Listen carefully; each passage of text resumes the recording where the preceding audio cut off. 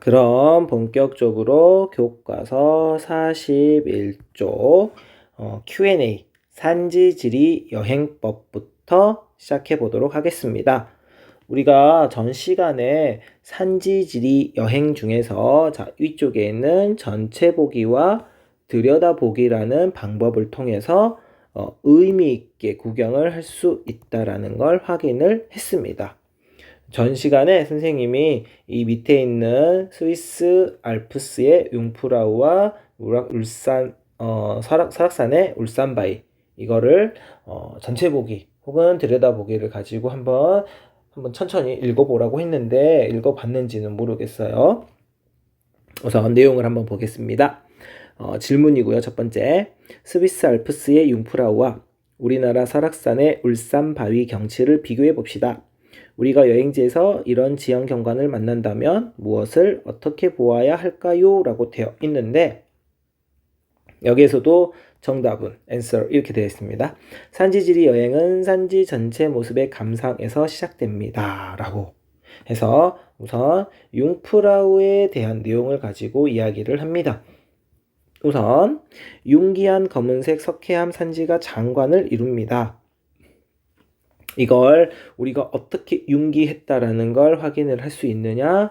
분명한 건 여기에서도 잘 보이진 않지만 수평지층이 존재할 거다. 물론 이렇게 완벽한 수평지층이 있을 수도 있고요. 이 수평지층이 양쪽에서 거대한 힘을 만나게 된다면, 즉 횡압력을 받게 된다면 이 지층은 휘어지게 될 겁니다. 이렇게 횡압력을 받아서 휘어진 친구를 바로 습곡이라고 표현을 하는데요. 이런 식으로 지층이 휘어질 수 있겠죠. 이런 수평지층, 습곡을 포함한 수평지층이 있다라면 이 친구는 과거에 바다 혹은 호수 이런 지역에서 하천에서 쌓였을 것이다 라고 할 수 있겠고요. 검은색 석회암이라고 되어 있는데요. 자, 석회암이라는 암석의 특징을 알고 있다라면 여러분은 이 아이는 과거에 어디에서 만들어졌을 것이다 라는 것을 바로 유추할 수 있느냐? 바다에서 만들어졌을 것이다 라는 걸 바로 유추할 수가 있습니다. 석회암은요, 구성물질이 CaCO3인데요. 탄산칼슘입니다. 이 탄산칼슘은 어디에서만 만들어지느냐? 바다에서 만들어지고요. 죄송합니다. 다시. 바다에서 만들어지고요. 산호나 물고기의 뼈. 어떻게 적어야죠? 뼈. 산호나 뼈와 같은 아이들이 쌓여서 만들어지는 게 바로 석회암입니다. 그러면 산호가 됐든 물고기의 뼈가 됐든 이런 친구들이 자랄 수 있는 곳은 혹은 살 수 있는 환경은 바로 바다였다라는 거지요. 그러니까 과거에 바다였던 지역이 지금은 높은 산지가 되었다. 그렇다라는 건 바다에서부터 육지까지 땅이 올라올 수밖에 없다. 즉 융기했다라는 걸 다시 한 번 더 확인을 할 수가 있는 거죠. 그래서 융기한 검은색 석회암 산지가 장관을 이룬다. 그리고 만년설도 보이고요. 저산 정상에는 알레치 빙하도 있습니다. 이제 점점 세부적으로 들어가는 거죠. 그리고 절벽 아래에는 이곳을 찾는 열차의 중간 정착지인 그린델발트 마을도 보입니다. 이곳 마을 사람들이 어떤 삶을 살고 있을지 궁금해집니다. 라고 해서 마지막에 있는 여기 교과서 본문에 산지에 사는 지역 주민의 생활을 이해하고 체험하는 것까지 이렇게 본다면 전체적으로 의미 있는 이제 알프스의 융프라우를 정말로 의미 있게 구경하는 하나의 방법이 될 수 있다라는 거지요. 자, 똑같은 내용입니다. 이제 설악산의 울산바위입니다. 울산바위는 화강암이 만든 경관입니다. 라고 되어 있어요. 자, 앞에 융프라우 같은 경우는 석회암이라고 했습니다. 석회암은 바다에서 만들어진 땅덩어리라면, 땅이라면, 아니면 암석이라면, 화강암은 말 그대로, 화강암은 이제 더 크게 이야기하면 화성암의 일종입니다. 이거는 선생님이 한자로 쓸 수 있을 것 같아요.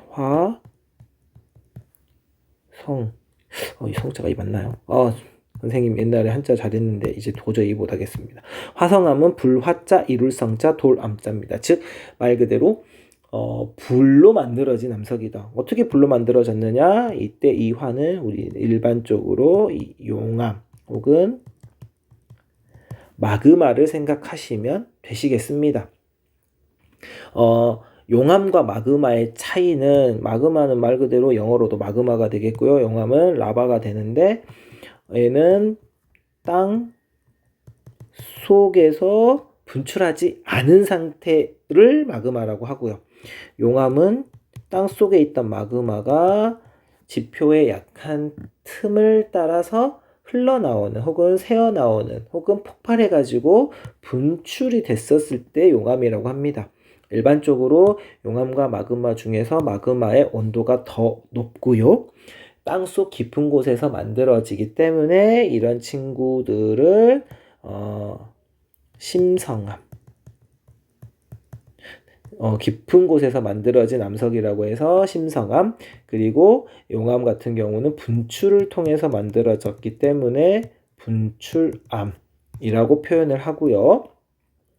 심성암, 분출암 얘네들을 통칭해서 화성암 이라고 표현을 하고, 이 화성암 중에서 이 땅속 마그마가 식어져서, 즉 마그마가 굳어져서 만들어진 아이가 화강암이 되겠고요.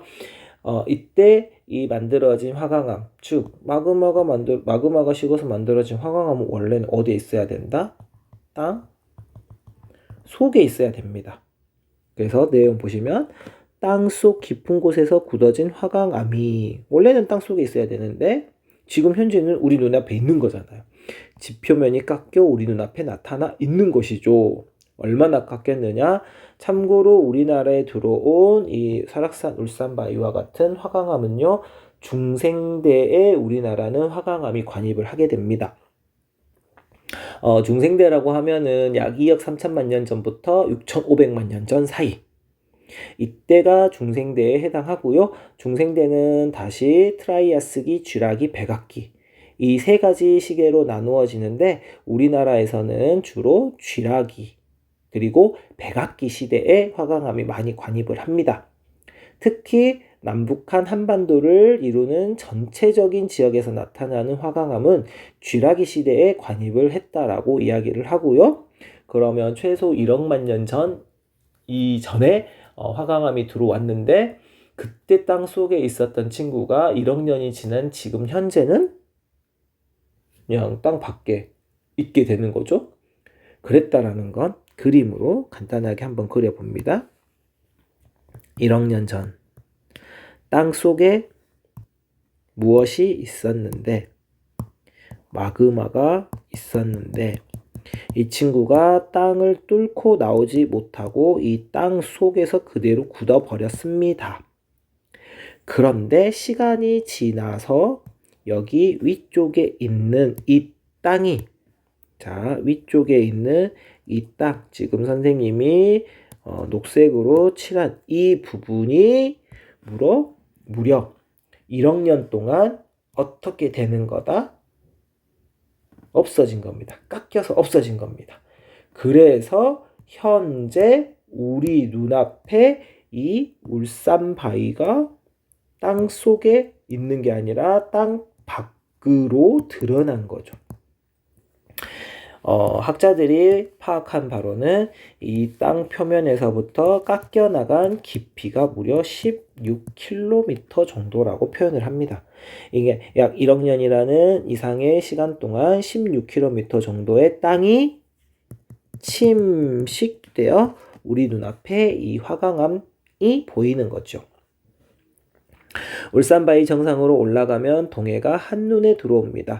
자, 울산바위 정상에서 어디를 바라보면 동해가 보이느냐? 당연히 동쪽을 바라보면 동해가 보이고요. 서쪽을 바라보면 엄청나게 이어지는 백두대간의 많은 산지들이 보입니다.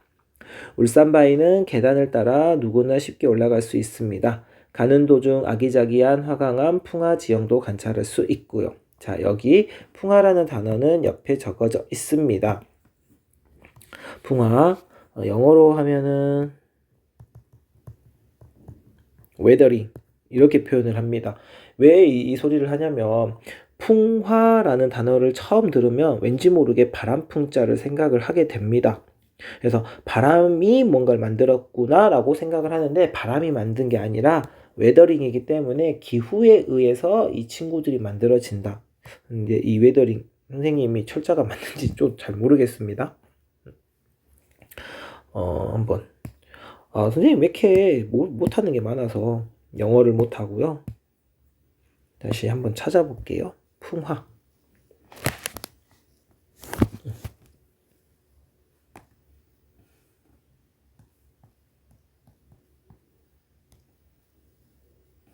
weathering 풍화. 바람풍자를 쓰는 건 맞습니다만 실제로 바람이 한다라는 게 아니라 weathering 맞죠? 돌이 썩어 흙이 되는 과정. 그래서 이제 어렵게 이제 표현을 하고는 있는데 선생님이 이제 학생들 여러분들에게 이제 편하게 이해하기 쉽게 이야기할 때는 이 풍화를 그냥 큰 돌이 점점 작은 돌이 된다. 이게 크기가 작아진다라고 생각을 하시면 될 것 같아요. 우리 주변의 암석 경관은 모두 풍화작용의 결과물이라고 되어 있고요. 이 풍화를 다시 두 가지로 나누면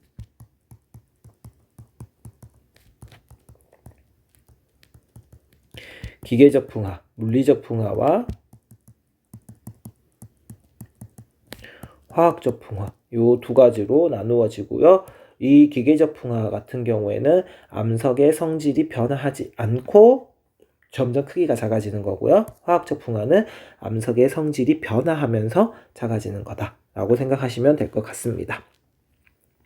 자, 계속 산에 가면 산 전체 모양과 경사 정도 그리고 바위 모양과 암석 종류 등 다양한 볼거리가 눈에 들어옵니다. 산지 지리 여행의 매력이지요 라고 되어 있습니다. 그래서 이 울산바위하고 융프라우의 모습을 이렇게 기본 관찰 대상과 심층 관찰 대상으로 감상법을 바탕으로 나눠놨습니다.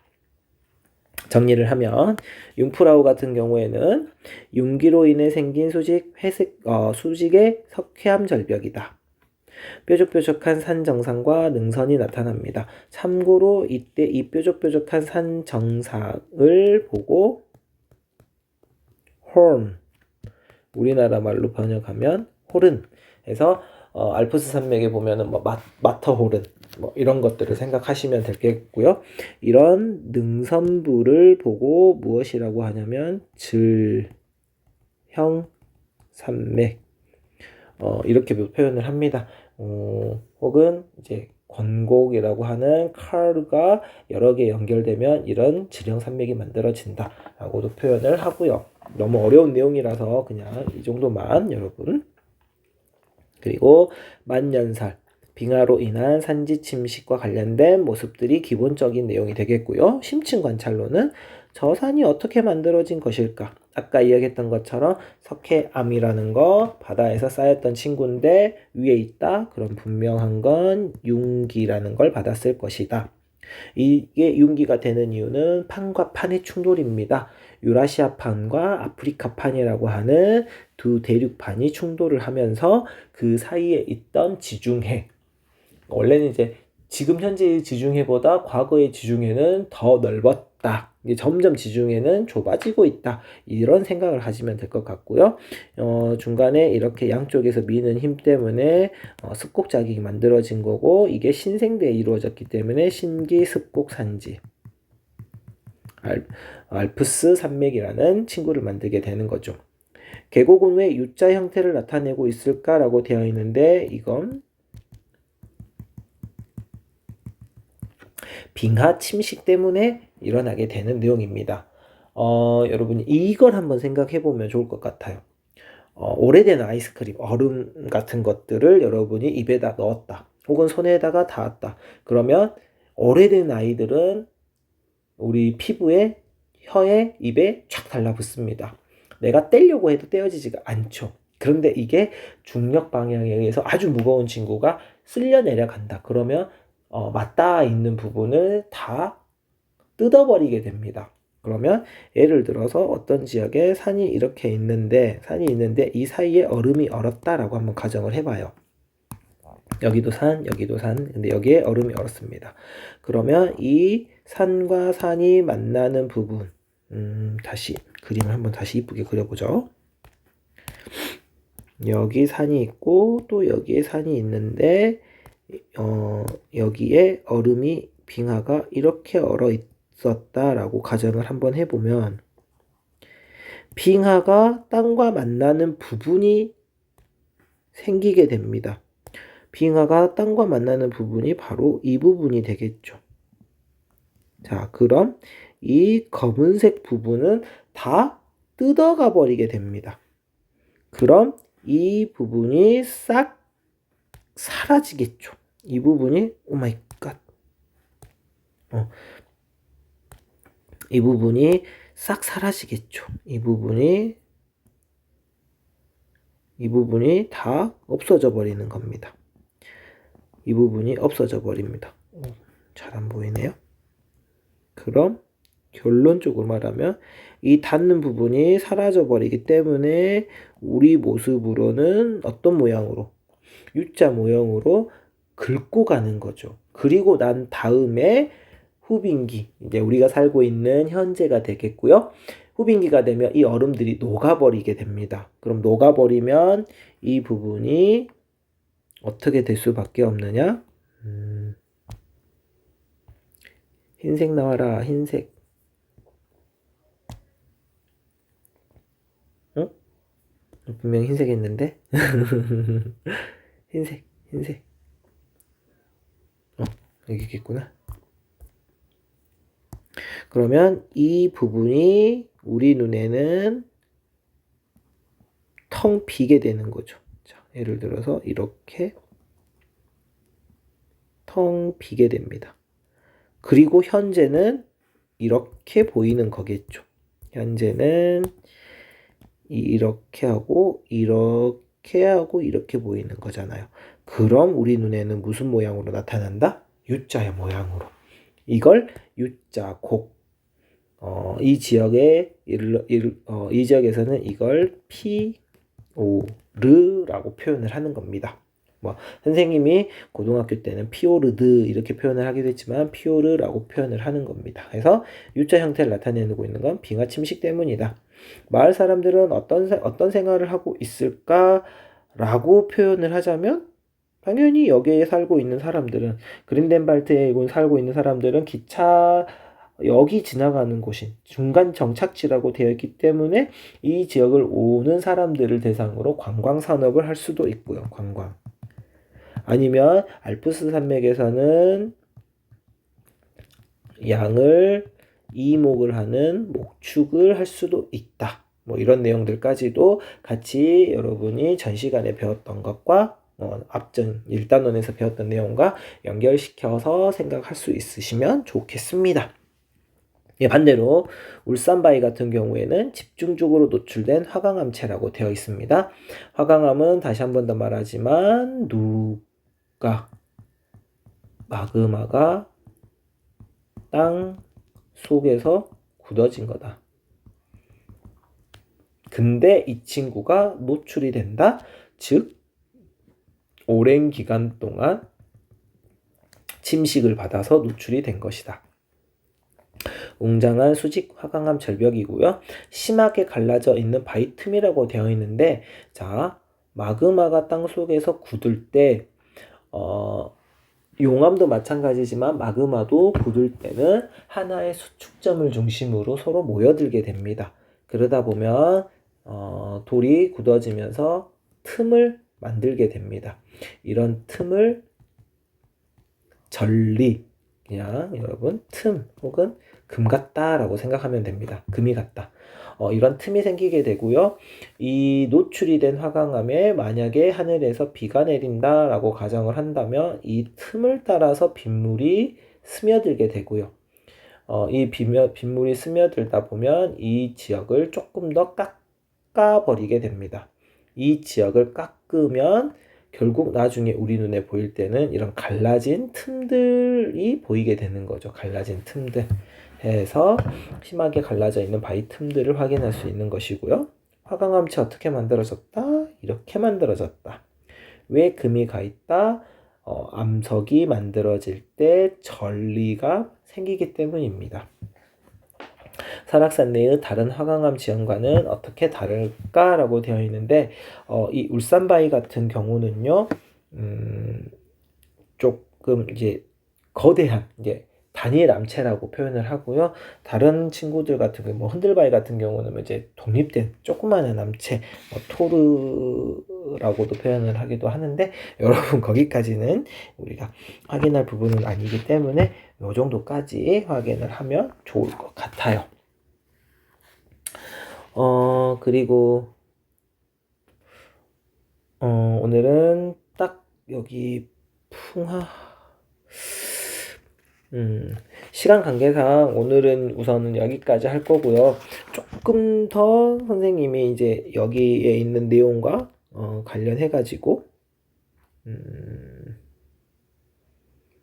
조금 더 이야기하는 내용을 한번 알려드릴게요. 전리 여기 위에서도 전리 어디가 나왔었죠? 풍화지형 있었고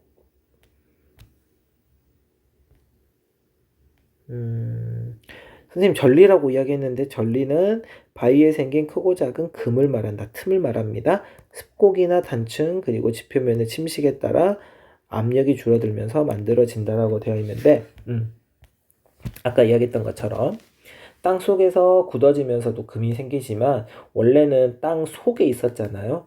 그럼 땅 속에 있었던 친구가 땅 밖으로 노출이 되는 겁니다. 위쪽에 있던 돌들이 침식을 당하면서. 그러면 땅 속에 있을 때는 엄청난 압력을 받고 있는 상태이잖아요.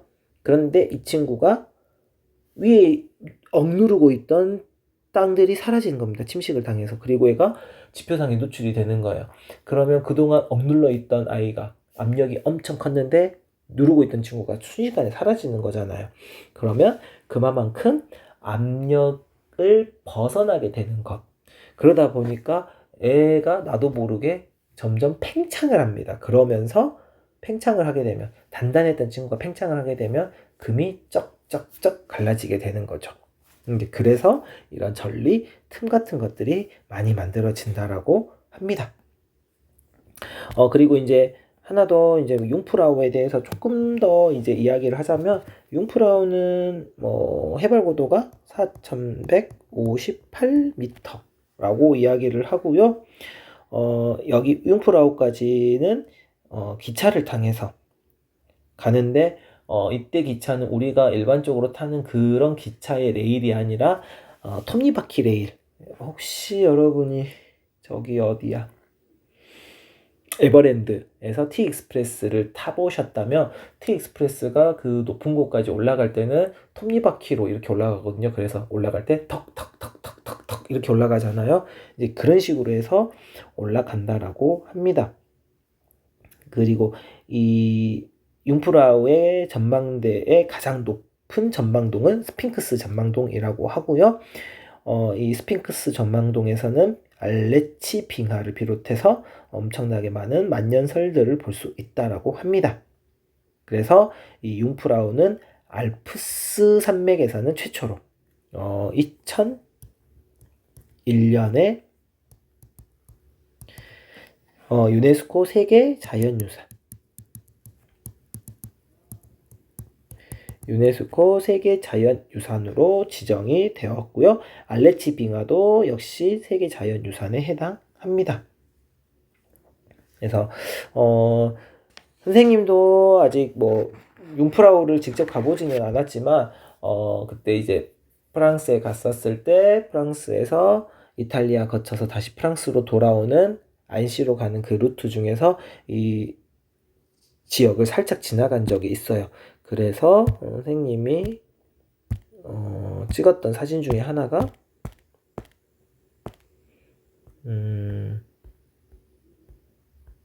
이 모습이 나오는 건데요. 여러분이 이제 보시면 알겠지만 이 뒤쪽으로 역시 보시면 여기 뒤쪽으로 수평의 지층이 보이실 겁니다. 약간의 뭐 수평처럼 보이는 친구들이 보이고요. 그 다음에 이 하얀색 지역들, 이거는 이제 만년설들이 쌓여 있는 모습이고요. 이 아래쪽에 보면은 푸른 초록색의 모습들이 보이죠. 그러니까 여기까지는 식생이 자랄 수 있는 지역, 그리고 이 위쪽은 식생이 자랄 수 없는 지역. 그러다 보니까 해발고도가 높아지면서 이 지역은 춥기 때문에 만년설이 존재하는 곳이다. 이런 식으로 여러분이 확인을 하시면 될 것 같습니다. 그래서 오늘은 여기까지 하고요. 역시나 이거 끝나면 다시 한 번 더 내용 정리해 주도록 하겠고요. 다음 시간에는 이제 여기서부터 풍화여행부터 시작하면 되시겠습니다. 풍화여행부터 화산, 그리고 화산입니다. 운젠화산, 석회암 여행까지 할 수 있으면 해보도록 하겠습니다. 모두 수고 많으셨고요. 바로 이어서 또 이야기 해드릴게요. 그럼 이만.